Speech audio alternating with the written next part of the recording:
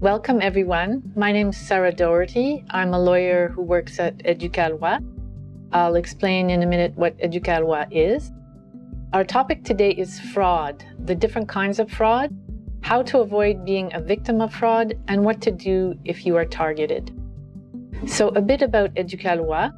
We are a nonprofit organization, not a government agency, and our mission is to make the law accessible by providing Quebecers with reliable legal information in everyday language. We have a lot of information on our website, educaloi.qc.ca. You'll find more than 1,200 articles in English and French, and everything I'll talk about today can be found on our website. But there's lots of other topics too on the website. For example, we talk about consumer rights. We talk about housing, whether you rent or own. We talk about the rules around family law, couples. There are articles around issues concerning health, rules for the workplace, the legal system, how the courts work, and we have information as well about the criminal law. So to introduce our topic today, fraud and how to prevent it, let me just show you an email one of my Éducaloi colleagues received one day. This email supposedly comes from the CBC. Let me read it. Mask shortages complicate the fight against COVID-19. The country's main hospital facilities are running out of the special masks that are needed for the COVID-19 pandemic. This is in part because the government requires hospitals to discard these masks after a single use.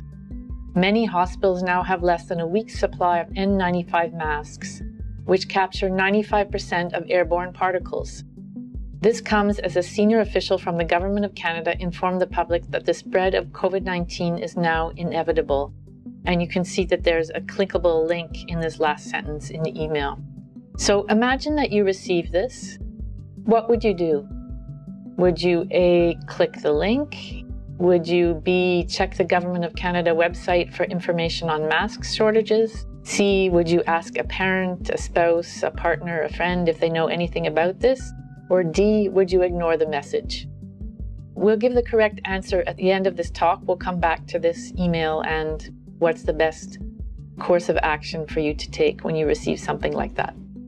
So here's an outline of today's workshop. We're going to learn how to recognize fraud. Then we'll look at examples of various kinds of fraud. And finally, we'll suggest some resources to help you in case you encounter fraud.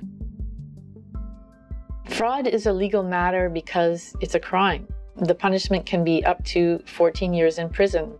It can be defined in several ways. Generally, though, fraud means using dishonest tactics to trick someone and steal their money. So it involves lies, trickery, and other deceitful practices. Here are some of the typical things that people committing fraud tend to do. They try to take advantage of your kindness. They give you false information. They pressure you. A concrete example of fraud could be someone who claims to be an investment specialist. This person offers you what is supposedly a golden opportunity, says they have secret information about an investment, and insists that you sign something immediately. Be cautious if you encounter this kind of situation.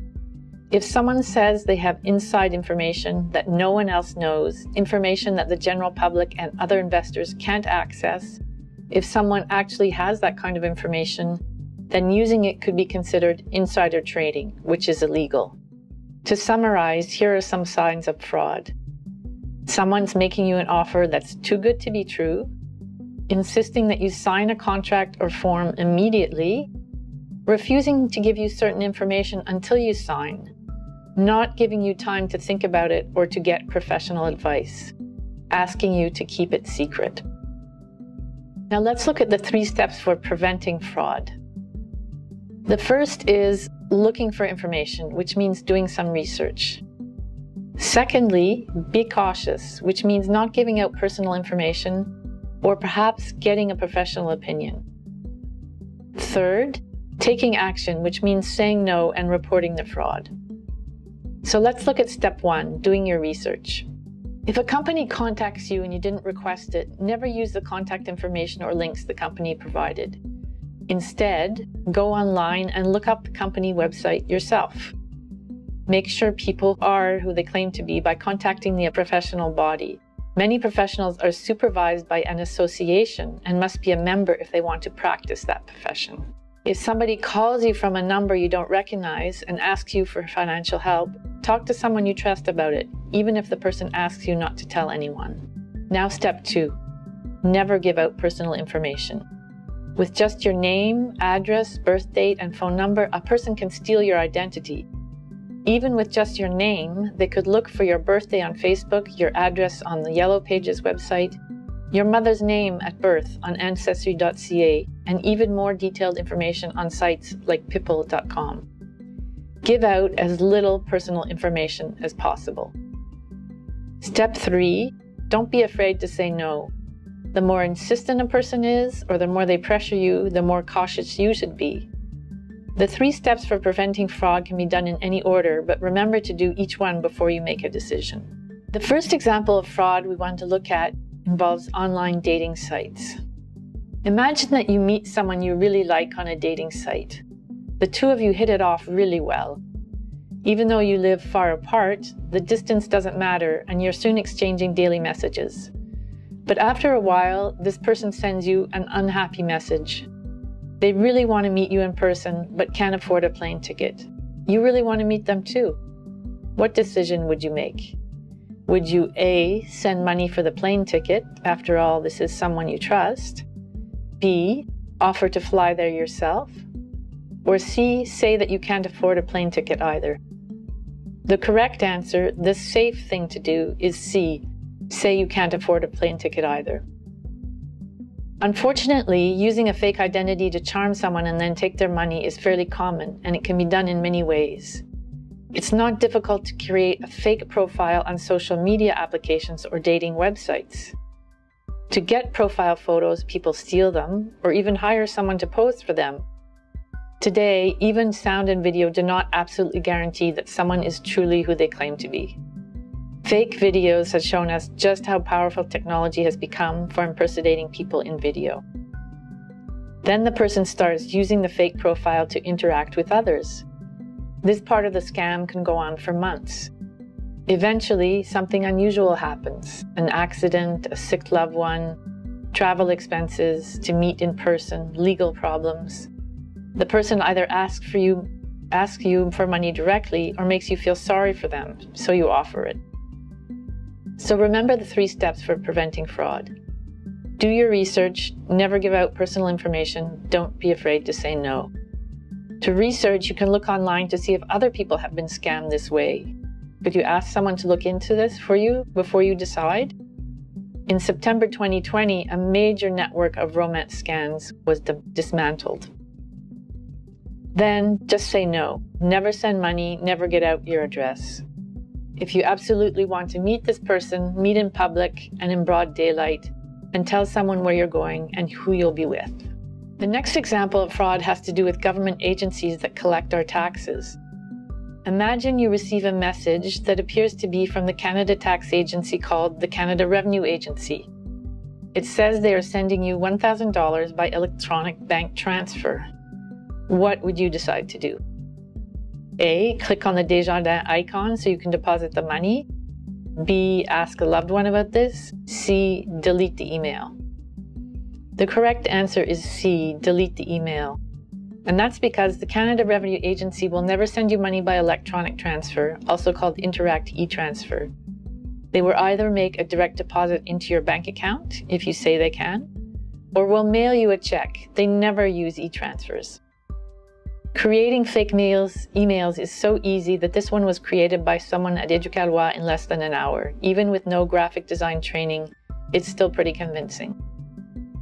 Be wary of similar schemes. Emails claiming that your account has been compromised and asking you to click a link to fix it.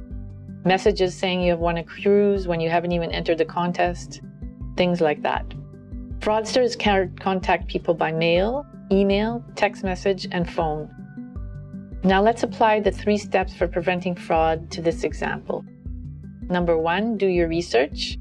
A quick web search will show you that this is a well-documented scam. Never give out personal information. If you click the link, you will no doubt be asked for personal information next. It will look just like a real Interact e-transfer. Never give out personal information. And 3, just say no. Delete the email. So let's go to our third example of fraud. It has to do with homeowners. Pretend that you own a home. And now imagine that you've finally paid off your mortgage. You receive a letter from the bank congratulating you and suggesting that you get an official discharge of mortgage from a notary. This is a document you can use to prove that the mortgage has been removed from your home. You'll need one when you sell your home, whether during or after your lifetime. What decision would you make? A, you would get a discharge. B, you would not get a discharge. Well, here there are actually no right or wrong answers. On the one hand, if you get a discharge, your home insurance costs could go down. On the other hand, if you don't get a discharge, you could have some surprising fraud protection. And that's because there's a popular scam that involves fraudsters looking for mortgage-free homes, especially ones whose owners are away for a long time, like people who go someplace warm in the winter. The scammers create false identity documents and impersonate the owner of the house. Then they sell the house and disappear with the money. If you already got a discharge of mortgage, think about getting title insurance for protection against this kind of risk. You can talk to a notary about this. Our next example has to do with a loved one in difficulty. Imagine that you receive this message from a granddaughter. The message says that she urgently needs money because she had just had a car accident. She doesn't want to ask her parents for money because it was their car. She seems panicked. Which decision would you make? Send her the money? After all, this is someone you trust. B, call her at the usual phone number you've written down for her. C, call her parents. Or D, tell her that you can't afford it. There's more than one correct answer to this one. So it could be B, C, or D. Call her at the usual phone number you have written down for her. Call her parents, or tell her that you can't afford to send money. It's easy for someone to see the family connections you have posted on Facebook, if you're on Facebook. Then make a fake profile using your grandchildren's photos. Then they can message you and ask for money. There have even been scams where people used obituaries to get the names of people's grandchildren, then contacted their recently widowed grandparents and pretended to be in need. As you can see, fraudulent requests for money can take many different forms. So back to our 3 steps for preventing fraud. First, do your research. Ask questions that only your loved one can answer. If a request seems strange, use the contact information that you already have and contact the person involved. For example, call your granddaughter on her cell phone or speak to her parents. Second, never give out personal information. If you click on the link, you'll no doubt be asked for your credit card number. Don't click. And 3, say no. Just delete the email. As we've seen, there are many different ways to commit fraud.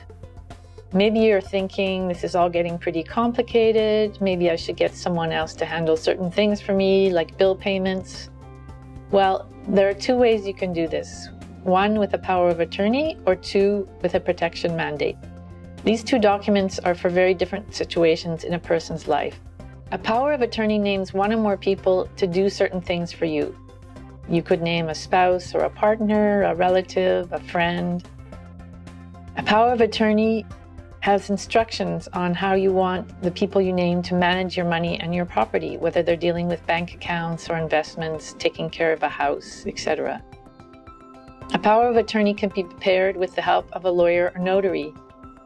Also, financial institutions like banks and other companies have standard forms you can use if you only need to deal with that bank or that particular company. A protection mandate is a legal document that's used only when serious health issues means you're not able to make your own decisions and so you need protection. For the document to be used to take care of you and your affairs, you must be declared incapacitated by a court. An important thing to remember is that when your protection mandate starts, all your powers of attorney end and can't be used anymore. A protection mandate names 1 or more people to take care of you and your finances and property. It has instructions on managing your money and property. And it can also have instructions on how you should be cared for in terms of health care you want or don't want, and your housing, so where you will live.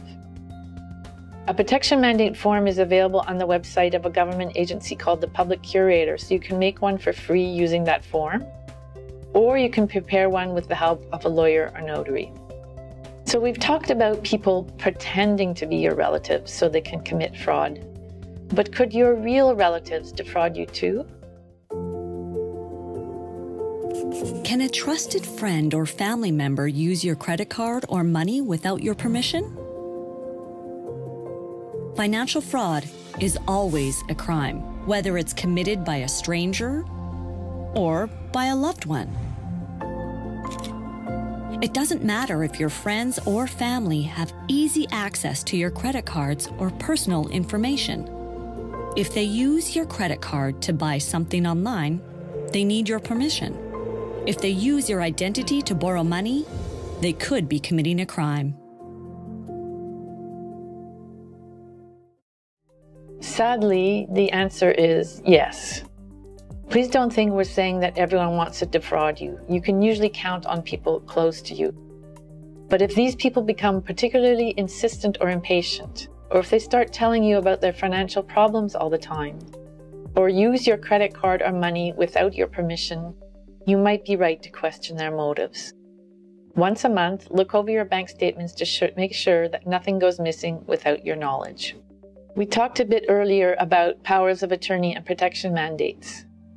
Here are some ways to protect yourself in a power of attorney or protection mandate. So a power of attorney doesn't necessarily mean the other person can do anything in your name. You can limit it only to the necessary powers you want to give that person, and be very specific about the powers you are giving. Also, you can monitor how the person you name manages your affairs. You remain in charge even after you give the power of attorney. A power of attorney is only a way to get help to get things done. It doesn't mean you give up control. You can also schedule review dates from time to time to make sure your power of attorney is up to date and you still fully trust the person representing you. Also, you can choose when the power of attorney expires. For example, if you need someone to pay your bills because you'll be away from July to November, the power of attorney can specifically state that it expires on December 1st. And even if you put an expiry date, you can still cancel at any time if you wish. To cancel it, notify the person who represents you and all the people and companies they have done business with, like financial institutions. Remember to take back the original document or destroy it so it can't be used again. If your power of attorney was notarized, then inform the notary as well. For protection mandates, you can also help protect your independence by requiring that your incapacity be reassessed every 5 years or so. To reduce the risk of abuse, your protection mandate or power of attorney can require that, before doing anything else, the person representing you must make a list of all your property and money and give the list to someone you trust. You can also require the person representing you in a power of attorney or protection mandate to write regular reports on their work. For example, every month or every 3 months. Reports make future follow-up possible, and the person receiving them is likely to notice any abuse. You can also require the person acting for you to consult a professional or get someone else's permission for certain decisions. So if despite all the precautions you've taken and the careful steps that you've followed, you become a victim of fraud, there are some concrete things you can do. You can gather up all the information about the fraud, including documents, receipts, copies of emails and/or text messages. You can report the fraud to your local police or to the Sûreté du Québec, the Quebec Provincial Police, or you can also report to the RCMP's Canadian Anti-Fraud Centre. We'll put some phone numbers up on the screen in a minute. Finally, if you're a victim of fraud, you can make a complaint. Depending on the type of fraud, you can do this in different ways.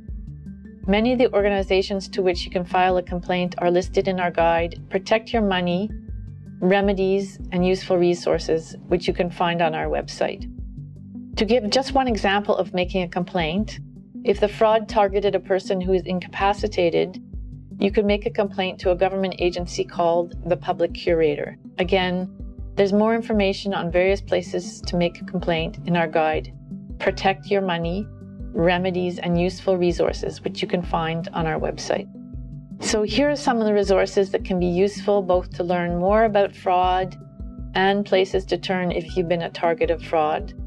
And we've included some phone numbers to help you out. So remember, to avoid being a victim of fraud, be cautious and aware, and remember to follow the 3 steps that we've outlined.